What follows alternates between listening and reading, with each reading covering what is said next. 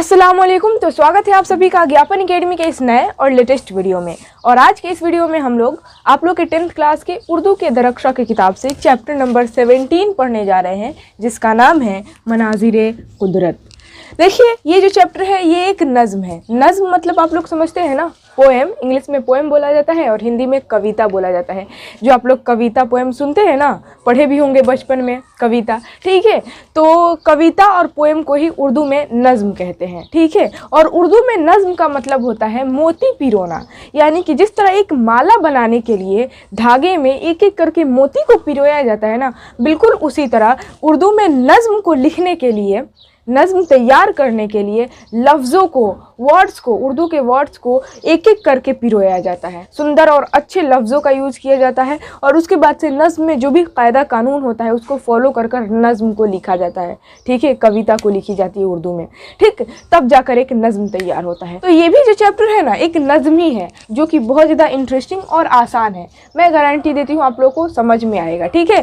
देखिए, मनाज़िर कुदरत का मतलब पहले समझिए। कुदरत का मतलब तो आप लोग जानते ही हैं, प्रकृति, नेचर को ही बोलते हैं हम लोग कुदरत। और मनाजिर जो है ना, मनाजिर प्लूरल वर्ड है, यानी कि बहुवचन है, ठीक है। इसका सिंगुलर वर्ड यानी कि एक वचन होता है मंजर, यानी कि दृश्य। मनाजिर कुदरत यानी कि कुदरत का दृश्य, प्रकृति का दृश्य इस चैप्टर में दिखाया गया है। दृश्य को इंग्लिश में बोला जाता है सीन, साइट, ठीक है। तो यहाँ पर नेचर का सीन दिखाया गया है, कुदरत का सीन दिखाया गया है, दृश्य दिखाया गया इस चैप्टर में।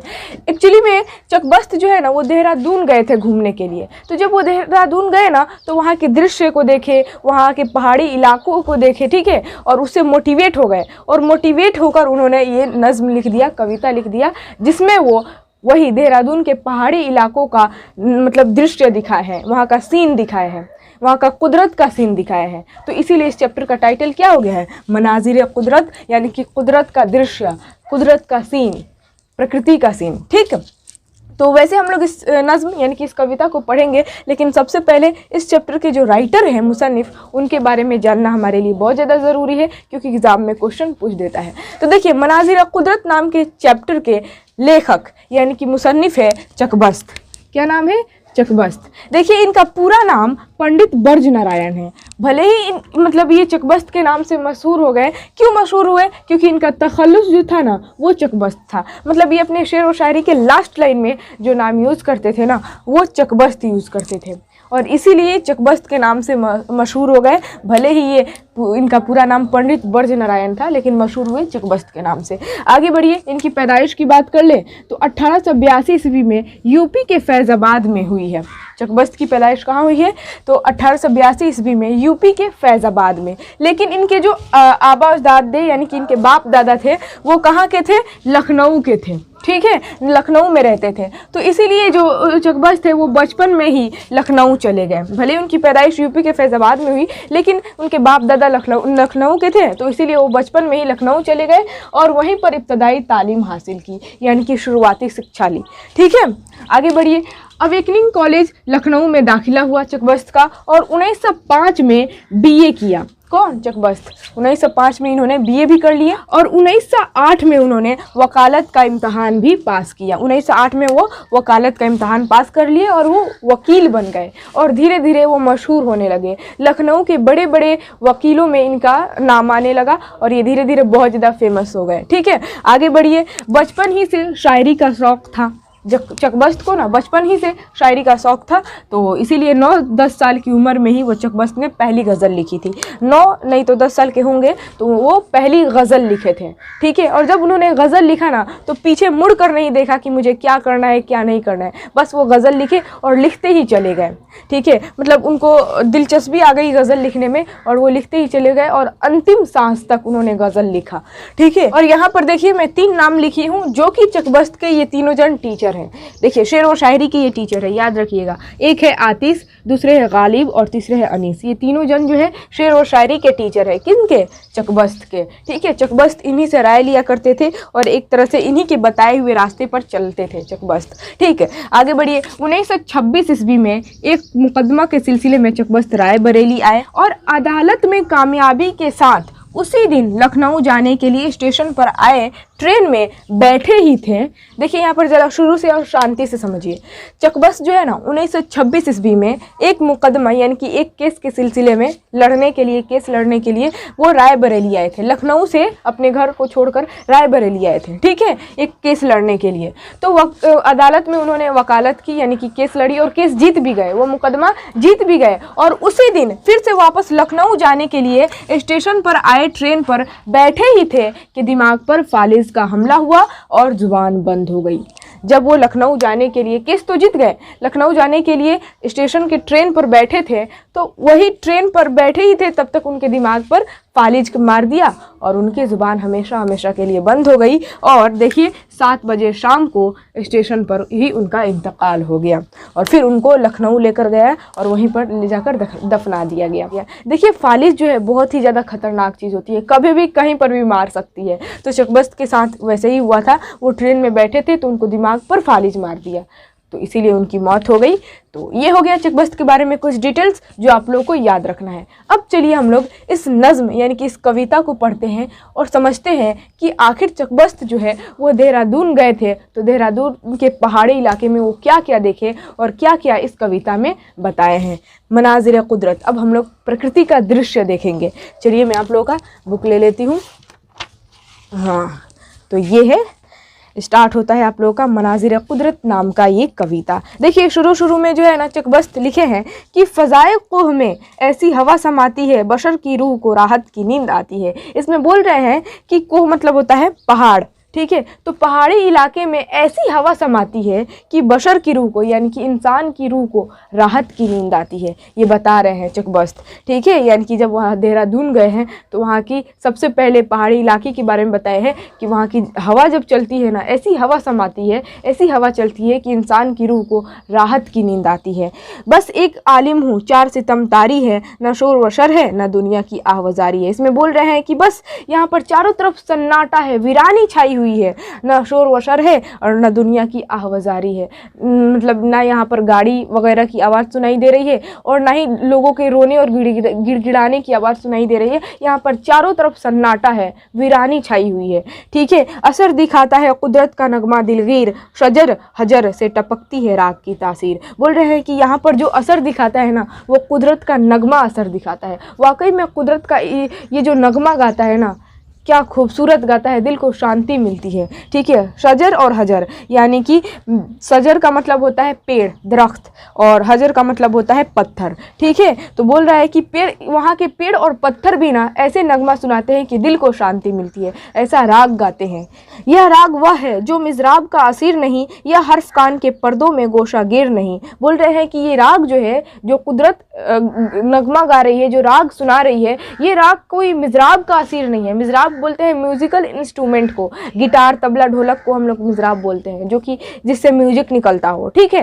तो बोल रहे हैं इसमें कि ये जो कुदरत नगमा गा रही है, जो राग सुना रही है, ये राग जो है ना, कोई गिटार, तबला, ढोलक का राग नहीं है, कोई म्यूजिकल इंस्ट्रूमेंट का राग नहीं है, ये कुदरत का राग है। कुदरत नगमा सुना रही है और ये किसी भी इंसान के कान में नहीं समा सकता है, इसे सिर्फ वही सुनेगा, उसे दिलगदाज है जिसका, हो दिल में सोच तो रग रग में साज है उसका। इसमें बोल रहे हैं कि इस राग को, जो नगमा, जो कुदरत जो है नगमा सुना रही है, जो राग गा रही है, ये राग सिर्फ वही सुनेगा जिसका दिल गदाज हो, यानी कि जिसका दिल नर्म दिल हो, ठीक है, जिसका दिल साफ हो, सच्चा हो दिल में सोच तो रग रग में साज है उसका। जिसके दिल में सोच हो यानी कि जलन हो, वो कभी भी इस नगमे को, इस राग को नहीं सुन सकता है। हरी में खास में कुदरत की बारियाबी थी, निगाह शौक में एक शान बेहिजाबी थी। यहाँ पर बोला जा रहा है कि कुदरत चाहती थी कि दुनिया मुझे देखे, लोग मुझे देखे, मैं बेपर्दा हो जाऊं, लेकिन कुदरत ने मतलब इस दुनिया में ऐसी ऐसी खूबसूरत चीज़ें बना दी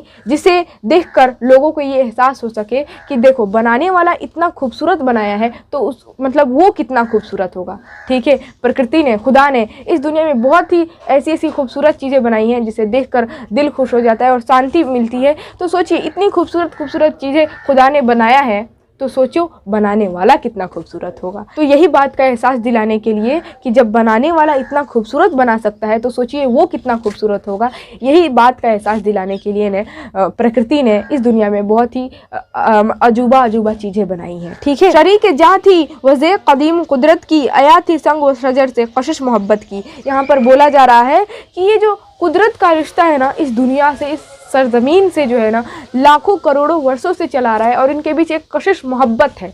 ठीक है, जो कि हमें शजर और संग और शजर से दिखाई दे रहा है, यानी कि पेड़ पत्थर पौधों, उसके बाद से झरनों से दिखाई दे रहा है। ठीक है, झरना जो है लाखों करोड़ों वर्षों से मतलब गिरता चला आ रहा है, झरना बहते चला आ रहा है। तो इससे क्या मालूम चल रहा है कि ये जो कुदरत है, प्रकृति का जो रिश्ता है इस सरजमीन से लाखों करोड़ों वर्षों से, सदियों से चला आ रहा है। ठीक है, तो वही यहाँ पर बात बताई गई है। शराब इश्क हकीकी से था हर एक सरशार, सजर था, कोह था, चश्मा था या मस्ते गुबार। यहाँ पर बोल रहे हैं कि शजर भी था। शजर मतलब समझते हैं ना, पेड़। अभी मैं आप लोगों को बताई दरख्त, पेड़ भी था, पत्थर भी था, झरना भी था और हाथ में रखी हुई मिट्टी भी थी। ये जितने भी थे ये सभी शराब को पीकर शराब के नशे में धुत थे। ये भी मतलब चाहते थे कि मैं प्रकृति को देखूं, मैं नेचर को देखूं। ठीक है, उसके चेहरे को देखूं जो कि हम लोगों को इतना खूबसूरत बनाया है, वो कितना खूबसूरत होगा, मैं उनको देखूं। ठीक है, दरख्त व कोह है क्या, जात पाक इंसा क्या, त्यूर क्या है, हवा क्या है, अब्र बारा क्या है। यहाँ पर बोला जा रहा है पेड़ क्या है, दरख्त क्या है, पहाड़ क्या है, इंसान की जात पाक क्या है, त्यूर क्या है यानी कि परिंदे क्या है, हवा क्या है और बरसने वाली बारिश क्या है। यह मौज हस्ती बेदार के अनासिर है, सब एक काफिला शौक के मुसाफिर है। यहाँ पर बोला जा रहा है ये जितने भी हैं, पेड़ पत्थर पहाड़, इंसान की जात पाक, परिंदे, हवा, बरसने वाली बारिश, ये जितने भी हैं ये एक लहर है जिनकी शुरुआत हो चुकी है और इनका मंजिल कहीं और है और इनको एक ना एक दिन मंजिल ज़रूर मिलेगी। ये सब जो है एक काफिले शौक के मुसाफिर है। ये जितने भी है पहाड़ पेड़, उसके बाद से इंसान की जात पाक, परिंदे, बरसने वाली बारिश, ठीक है, हवा, ये जितने भी है काफिले के मुसाफिर। आप ही लोग सोचिए ना, हम लोग जो है इंसान ये पैदा हुए हैं तो ये मतलब सफ़र स्टार्ट हो चुका है, शुरू हो चुका है, बस अब हम लोग मर जाएंगे, इंतकाल कर जाएंगे, हम लोगों का सफ़र जो है वो ख़त्म हो जाएगा। तो यही पर बोला जा रहा है कि जितनी भी चीज़ें हैं, पेड़ पौधे पहाड़, उसके बाद से जो कुछ भी, हवा, बरसने वाली बारिश, जितने भी और इस दुनिया में जितने भी इंसान हैं ये सफ़र तय कर चुके हैं, बस इनको अपनी मंजिल का इंतज़ार है। ठीक है, चलिए आगे बढ़िए। यह दिल के टुकड़े हैं कुदरत के, इनमें बैर नहीं, सब एक गोद के पाले हैं, कोई गैर नहीं। यहाँ पर बोला जा रहा है कि जितनी भी चीज़ें हैं कुदरत के दिल के टुकड़े हैं। कुदरत ने इस दुनिया में जितनी भी चीज़ें बनाई हैं, प्रकृति ने जितनी भी चीज़ें बनाई हैं वो सब कुदरत यानी कि प्रकृति के दिल के टुकड़े हैं, जिनमें कोई बैर नहीं है, कोई भी अंतर नहीं है। ऐसा नहीं है कि कुदरत किसी का वैल्यू जो है वो कम कर दिया है और किसी का वैल्यू ज़्यादा कर दिया है, सभी को बराबर बनाया है, सभी जो है एक ही गोद के पाले हैं। ठीक है, जिसमें कोई गैर नहीं है। कुदरत जो है सभी सामान को, सभी चीज़ को, इस दुनिया में जितनी भी चीज़ें बनाई हैं कुदरत ने, वो सभी को एक समान बनाई है। ठीक है, कोई उसमें गैर नहीं है और कोई बैर नहीं है, यानी कि ना ही उसमें कोई अंतर है और ना ही कोई गैर है। उन्हीं से नगमा कुदरत है औज़ व पस्ती में, अब एक साज के पर्दे हैं बज़ में हस्ती में। यहाँ पर बोला जा रहा है कि इस दुनिया में जितनी भी चीज़ें हैं ना, जितनी भी चीज़ें, उसमें खूबसूरती सिर्फ़ और सिर्फ कुदरत के वजह से है। ठीक है, जुदा किसी से भी हस्ती का अपने राज नहीं, कुछ आबशार में और हम में इम्तियाज़ नहीं। यहाँ पर बोला जा रहा है कि कुदरत ने इस दुनिया में जितनी भी चीज़ें बनाई है ना, उसमें कोई भी अंतर नहीं है, सभी जो है एक समान है। और आप लोग खुद सोचिए ना, इस दुनिया में जितने भी लोग हैं ना, सभी को खुदा ने यानी कि कुदरत ने बराबर बनाया है। देखते हैं कोई इंसान जो है बहुत ज़्यादा इंटेलिजेंट रहता है तो उसके अंदर कोई ना कोई कमी रहती है, या फिर कोई इंसान बहुत ज़्यादा खूबसूरत ही रहता है तो उसके अंदर भी कोई ना कोई कमी रहती है। और कोई इंसान मतलब चेहरे से अच्छा नहीं है लेकिन उसके अंदर हुनर रहती है, काबिलियत रहता है। ठीक है, तो खुदा ने हर इस दुनिया में जितने भी इंसान हैं सभी को बराबर बनाया है और झील में और हम में कोई भी अंतर नहीं है, कोई भी इम्तियाज़ नहीं। झील में और हमें कोई अंतर नहीं है जिस्म खाक यहाँ, उसका जिस्म पानी है, जो रूह हम में है उसमें वही रवानी है। बस फ़र्क इतना है कि जो झील है, झरना, वो उसका जिस्म जो है वो पानी से बना हुआ है और हम इंसान का जिस्म जो है वो खाक यानी कि मिट्टी से बना हुआ है। और जिस तरह झरना जो है गिरता जाता है और आगे बढ़ता जाता है, बिल्कुल उसी तरह हम अपनी ज़िंदगी में आगे बढ़ते जाते हैं। हम में और झरने में कोई अंतर नहीं है, ठीक है। इस प्रकृति में कुदरत ने जितनी भी इस दुनिया में चीज़ें बनाई हैं सबको एक समान बनाई है, किसी को बड़ा या फिर छोटा नहीं बनाया है, सभी को एक समान देखा है और एक समान बनाया है, ठीक है। तो ये लास्ट में जो है आप लोग का ये मनाज़िर कुदरत नाम का जो चैप्टर है ये कंप्लीट होता है। यही था आप लोग का लास्ट लाइन। आई थिंक आप लोग को समझ में आया होगा। कोई भी कंफ्यूजन हो इस चैप्टर से रिलेटेड आप हमें कमेंट कर पूछ सकते हैं। वीडियो अच्छा लगा और जो कुछ भी मैं आप लोग को समझाई समझ में आया तो वीडियो को लाइक ज़रूर कीजिएगा और उसके बाद से वीडियो को शेयर कर दीजिएगा अपने पड़ोसी, अपने दोस्तों के पास जितना ज़्यादा हो सके। और हाँ, अगर आप लोग चैनल पर नए हैं तो चैनल को सब्सक्राइब ज़रूर कर लेना है। उससे होगा ये कि मेरी रोज़ आने वाली ऑल वीडियो का नोटिफिकेशन आप तक सबसे पहले पहुँचेगा, ठीक है। तो चलिए फिर मिलेंगे नेक्स्ट वीडियो में नेक्स्ट टॉपिक के साथ। तब तक के लिए जय हिंद और खुदा हाफिज़।